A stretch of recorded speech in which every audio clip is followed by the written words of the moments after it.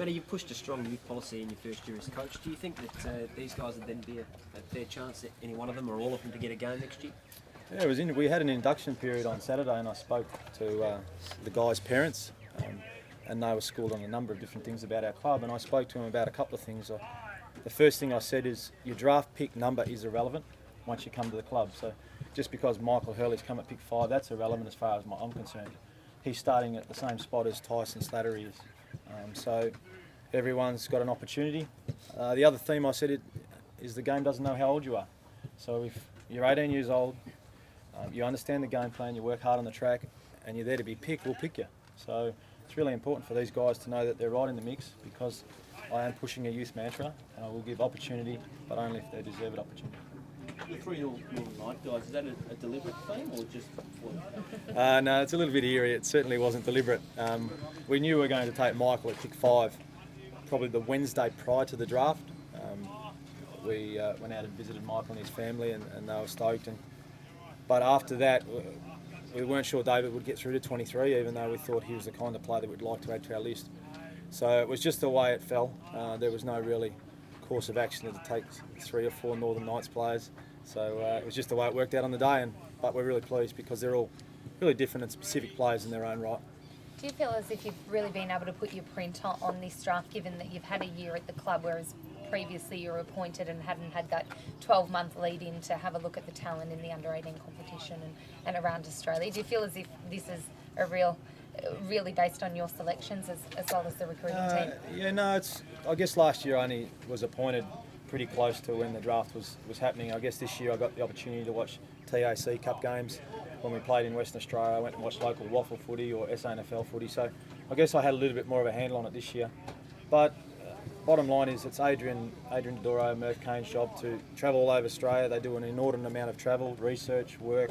So really I'm leaning on them as a pillar as such to provide me with the information, and then we've got to work for how that fits with our list strategy, about our vision of our club in 2010, 2011, so it has to fit into that strategy. So I guess what we've done with this draft is to continue on the strategy we put forward to the Essendon Football Club board some 12 months ago. So, it's a really succinct plan, and we've really got to go after it aggressively. If we want to go left to right, is that easy, guys? Yep. Do you want to me out? Yeah, maybe just one more night. Yep. Could the 16th? What's the target there? Now you've filled the obligations here. What's the target next week? Pre-season draft. Yeah, I guess we've got a fair bit of flexibility because we've got 4 rookie selections, so it's nearly as much as another draft. We took 5 picks in the draft just gone, and we've got another 5 picks, a pre-season draft pick and 4 rookies. So I guess predominantly our rookies will be younger players, a bit like these guys here, 18, 19-year-old young players that we think over time could make plays. We had good success with Jared Atkinson last year. We took him as our last rookie selection, and he ended up playing on Alan Didak at the MCG in front of 75,000 people later in the year. So, and I think Tom Bell-Chambers was really late as well and played some football. So we really think it's important for our club to get this rookie draft right, and the pre-season selection. Well, it just depends on what's around, because we have added a lot of young people to our list in the last 2 years and had a lot of experience going out. So I'm open-minded about, maybe looking at a potential fairly mature player at that pre-season draft pick if the right guy's there. Mark McVeigh's toe? Yeah, Mark just in a really simple training drill last week was offline and just changed direction, and he's just a little bit of a fracture on the toe. He's come out of the moon boot already, so it's probably a 3-week scenario. So come, late December, early January, we think he'll be fine. So we just got to be a little bit patient with that. It's a shame because Mark had really been flying and going well. So it's a bit of a disappointment, but something we can manage pretty well with him. Matty, are there any other injury concerns? A little bit to start with, because we only started with about 20 players on the track, because we had an enormous amount of operations at the end of last year. I guess guys like Adam McPhee, Jason Laycock, Tate Pears and David Myers both had minor hips. Both those guys are going really well. I spoke to Jason Laycock this morning, and he's very close to joining in training. Adam McPhee basically could have joined in today, but we're just holding him back a little bit. And apart from that, there's not too many concerns. And I guess Jason Winderlich is the one that we're really, positive about at the moment, because he had a major back operation. And the first time he had it done, it wasn't successful. And he had a lot of nerve pain and reaction. Had the second operation, and he's moving much freer after the second operation, real fill-up at the moment. He's really feeling good about himself, and at the moment it looks really good for next year. Scott Gumbleton, who's had an enormous amount of injury troubles, has completed all the sessions, so that's going well for Scott, and he's pretty happy about that at the moment. So yeah, it's not going too bad at this stage. And Matty Lloyd's flagged 10 wins next year as anything less than good disappointing. Is that something you share similar sentiment? Well, in my first meeting with the players, I said if you're worth your salt in this industry, you're aiming to play finals football. That's what each and every club, in my view, should be doing. Now I can only speak on behalf of the Essendon Footy Club, but we're here to compete, and your vision should be to play finals football. That won't deter what we're planning to do long term, with our planning and our selections and the way I want to develop players and give players opportunity. So you've got to have your sights set pretty high. Be nice speaking a minute ago. What's he been like since he come to the club? Oh, he's been really great. Like, you can learn a lot from him because he's only young, just out of the game. So it gives a good insight into how it all works.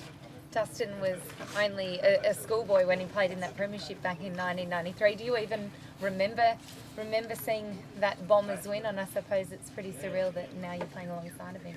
I was only 3 years old back then, but yeah, I don't really remember anything. But yeah, it's a bit odd playing with him now, yes. What about you, Michael? Big 12 months for you because you've got to finish school and launch your AFL career if you can crack it for a game next year. Yeah, that's it. Well, the club's been really good. They're going to support me in every way they can, and the school's going to be very supportive as well. So I've got a lot of people helping me out, and can't wait to tackle it. The fact that so many players seem to be able to do it at the moment, does that give you a bit of confidence that you can juggle the two? Because you're certainly not the only one. Well, it does, and you see players like Cochin and that who do still play games in their first year or whatever, and they're 17, and that's pretty promising as well. So. David, you must be in heaven. Bomber fan since you're a young bloke. Bomber fan since I was a bub. So I got taped to that '93 grand final home. Always used to watch it, and it feels weird like coming out to training with like your heroes that you've grown up with, it's really good. What was the reaction when you brought in the photo of you and Matthew Lloyd as a young kid? Yeah, they had a presentation the other day, just showed highlights of all of us, and they had the photo at the end, and all the boys had a bit of a chuckle, and Matty Lloyd had a joke that he said, exactly, he remembers that day, but he wouldn't. It was good. What's it like out there, run around with blokes that you have idolised for years? Friday first session was a bit nervous. As you say, all the heroes you grow up with, and now you're training with them, kicking with them. But today was really good, felt really part of it now that your second session into it, and all the boys are really comfortable. They talked to us after training on Friday, just give us a few hints about how to go about it, and today was really good. What was your initial reaction on draft day when your name got read out? Well, as Nida said earlier, when I got to pick 22, I was a bit nervous. Just wanted to get to 23 to Essendon. And Mum started crying, and Dad was just over the moon because he's been a supporter whole life. And Mum almost made me start crying. But I had to leave all friends and family at home because I had to go straight to Telstra home straight away. So I think Dad was quick to get there. And Tyson, last but not least, you're going to cop this relationship thing with Henry for a while, aren't you? You want to just lay it out there for us? Yeah, although we're from the same state and from the same club and everything, we're not brothers or cousins or anything. So, he's got to meet him on my first day here on Wednesday, so it was good to just clear it up and speak to my so-called brother, and he's been supporting me and just gives me a few hints every now and then. Give us a look at the hand and tell us a story with that. Just earlier on this year, I think it was round 5, just went to tackle someone and got caught in a jumper and split my tendons, and I had a busted finger for the rest of the season, and then with work and that, it was just irritating, and got it fixed about 4 weeks ago. Delayed start then for you, that'll be a bit of a bummer. Yeah, I won't be back onto the track with full skills till early January. Probably the first session back from Chrissy.